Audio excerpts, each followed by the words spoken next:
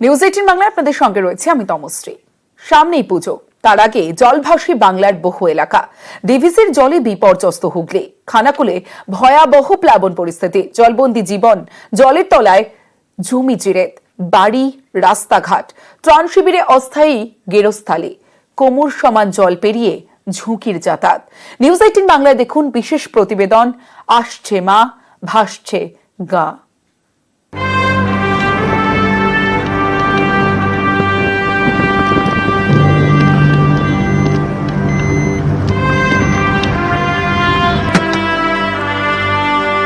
নমস্কার, দেখছেন নিউজ 18 বাংলা, আর আপনাদের সঙ্গে রয়েছি আমি রুমেলা। আকাশে মেঘ দেখে, চারপাশ দেখে, কাশ দেখে মনে হচ্ছে হ্যাঁ, দেবীর আগমনের বার্তা যেন পাওয়া যাচ্ছে। দেখে মনে হচ্ছে এই তো আর কদিন পরেই বাঙালির শ্রেষ্ঠ উৎসব দুর্গাপুজো।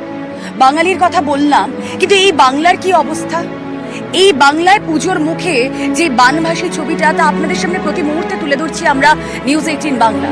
সেখানকার মানুষ কিভাবে রয়েছেন দুর্গাপুজোর মুখে, তাদের জীবন কিভাবে কাটছে, সেই ছবি আপনাদের সামনে তুলে ধরবো যে দুর্গতরা, বন্যা দুর্গতরা, তারাই পুজোর আগে আদৌ কি হাসি মুখে দিন কাটাতে পারছেন। দেখুন আজকের বিশেষ পর্ব, আসছে মা, ভাসছে গা।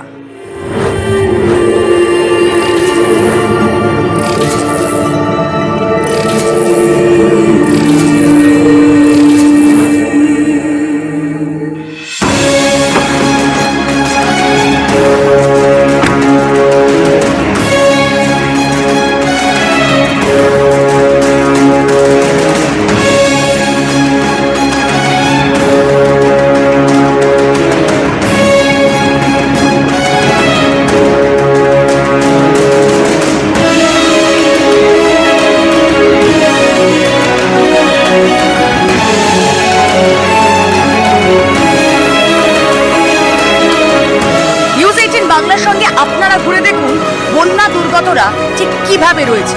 আসুন।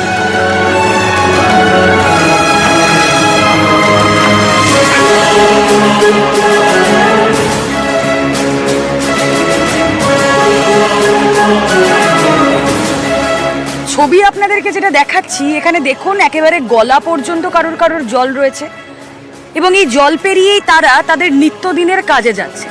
এই জায়গাটা মোটেই জলাশয় নয়, দেখে মনে হচ্ছে কোনো দিঘি, সেই দিঘির ওপর নৌকায় চড়ে আমরা যাচ্ছি। আসলে এই গ্রামের এটা রাস্তা, সেই রাস্তা এভাবেই ফি বছর যখন ডিভিসি জল ছাড়ে তাতে ডুবে যায় জনজীবন। আশা ভরসার যে সম্বলটুকু, সেই সমস্তটাই ডুবে যায়। এই জলের তলায় চলে যায় ধানের জমি, এই জলের তলায় চলে যায় বাড়িঘর। ছবি আপনারা দেখছেন যেখানে শুধুই জল ছবি। এই অঞ্চল এরকম ভাবেই প্রত্যেকবার বর্ষার সময় ডিভিসি যখন জল ছাড়ে এই অবস্থাই হয়। অবশ্যই হয়। এইটা কি বেসিক্যালি? এটা রাস্তা।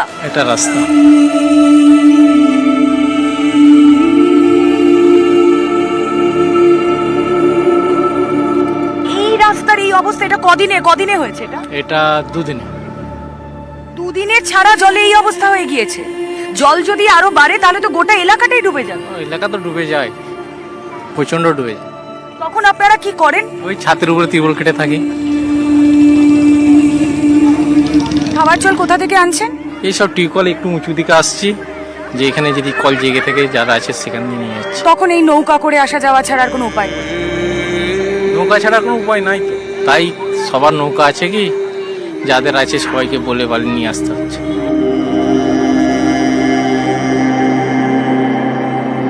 যতটা এলে ততটা কিভাবে জল পেরিয়ে একবার এক কোমর করে সব জল পেরিয়ে আসছে। বাড়ি ফিরছো? হ্যাঁ, বাড়ি ফিরছি। বাড়ি ডুবে গেছে না? বাড়ি ডুবে গেছে সব আমাদের। তাহলে কিভাবে চলছে রান্না বান্না, খাওয়া দাওয়া এই বাচ্চাদের নিয়ে? উপরেতে ছাদে তিরপল খাটিয়ে সব রান্না বাড়া সব হচ্ছে সব। এভাবে কতদিন চলছে? হ্যাঁ, এই 4-5 দিন থেকে হচ্ছে। 4-5 দিন থেকে এভাবে খাবার দাবার সমস্ত কিছু বাড়িতেই যোগান রয়েছে?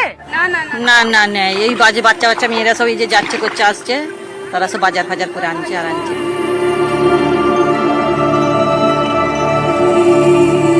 আপনারা নৌকা পান না? না, এইসব কিচ্ছু নাই আমাদের। কেন কেন নেই কেন?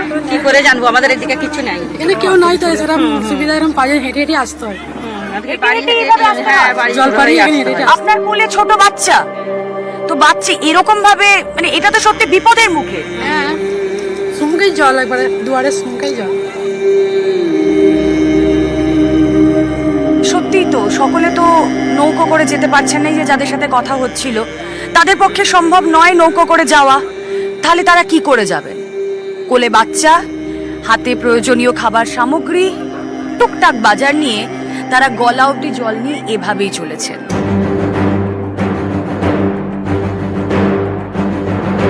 যে ছবিটা এবার দেখাচ্ছি, এটা একটা বাড়ি, এটা বাড়ির বাউন্ডারি। জেনারেলি বাড়ির বাউন্ডারি যেমন হয়, কিন্তু সেই বাউন্ডারিটাও জলের তলায়। আপনারা দেখতে পাচ্ছেন বাড়ির বাইরে যারা দাঁড়িয়ে রয়েছেন তাদের কোমর সমান জল।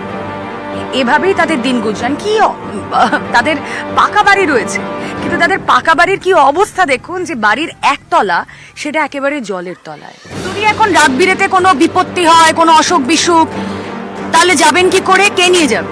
কে নিয়ে যাবে? এইরকম ভাবে এখানে হয়তো প্রাণ যাবে আমাদের।